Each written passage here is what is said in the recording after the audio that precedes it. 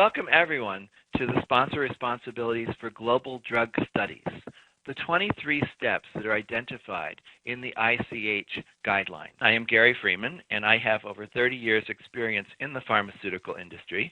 I currently audit investigator sites and sponsors with their trial master files in preparation for regulatory inspections.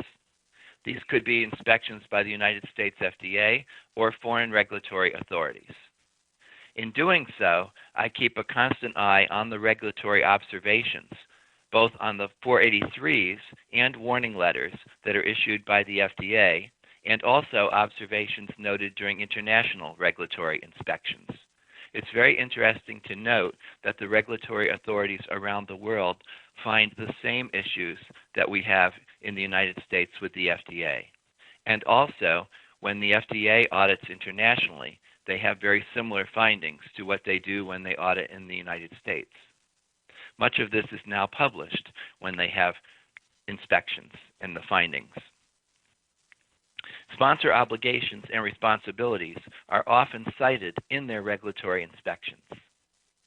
These responsibilities are clearly detailed in the ICH guidelines, and although they're not specifically listed in the Code of Federal Regulations, they also apply to the United States in the FDA inspections. We're going to look this morning at these obligations and responsibilities, and we'll attempt to let you identify any gaps that you might have so that you can develop an appropriate corrective and preventive action plan to better equip your organization in the conduct of global clinical trials. It's very important to develop a CAPA plan, corrective action, preventive action, as soon as you find any gaps. What I mean by a gap is what is the expected outcome by a regulatory authority and what is your current status? What's the difference between those? That develops the gap. And then you need to work as a company to fill that gap, such that if you were inspected, you would not have a problem.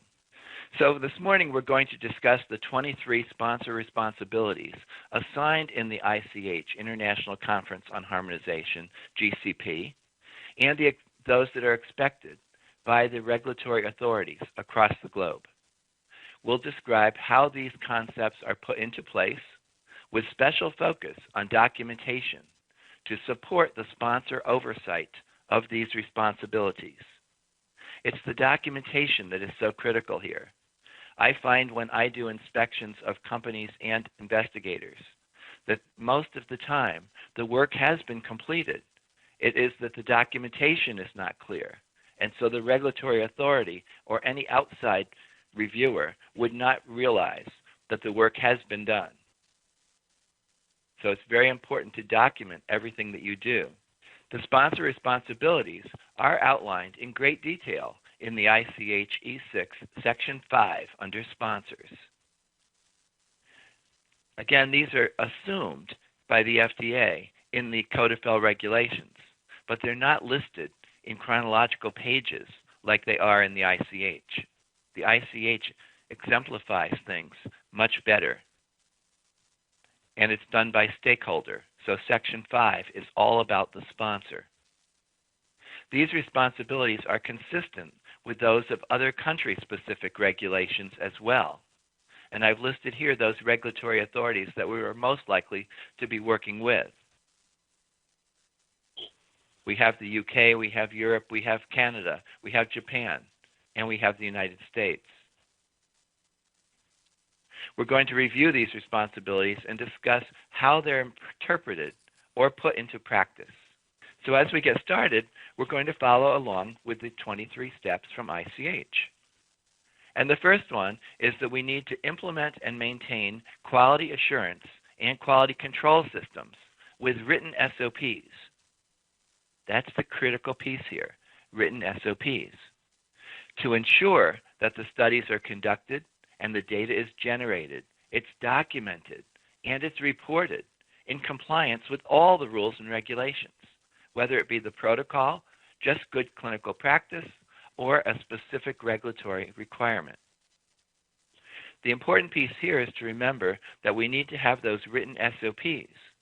We need to make sure that they're current Again, in my observation of sponsors, I often find that the SOPs were written several years ago.